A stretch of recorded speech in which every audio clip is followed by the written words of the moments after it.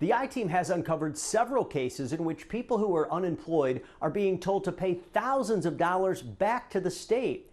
One woman who can barely pay her bills is being accused of fraud and was being told to pay back $15,000. And then I get this notice saying that it's an overpayment, fraud, or identity theft. Jennifer Curvada says she was stunned when the Illinois Department of Employment Security labeled her claim as fraudulent and told her to come up with more than $15,000. That's all of her unemployment benefits. How does it make you feel that they're telling you you owe $15,000? Sick to my stomach. First, I don't have $15,000. You gave this to us, but now you want us to give it back?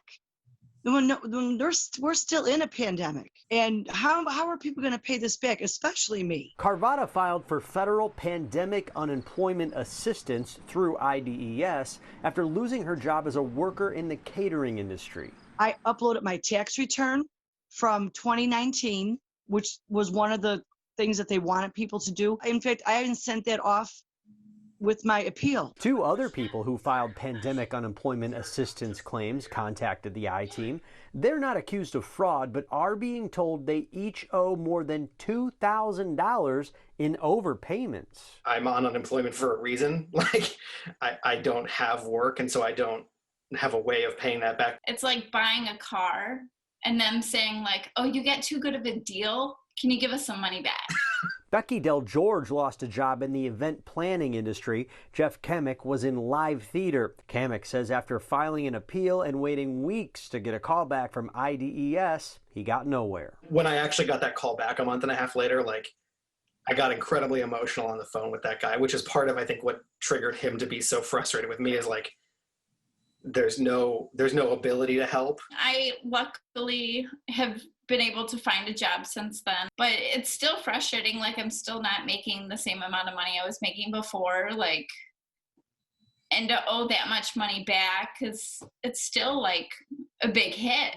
In July, the I-Team uncovered several other cases of IDES asking for thousands of dollars back from PUA claimants. The I-Team supplied all claimant details to IDES. The state says it cannot comment on specific claims. However, in many cases, the state says PUA applicants get approved quickly, and then their income may initially be overestimated.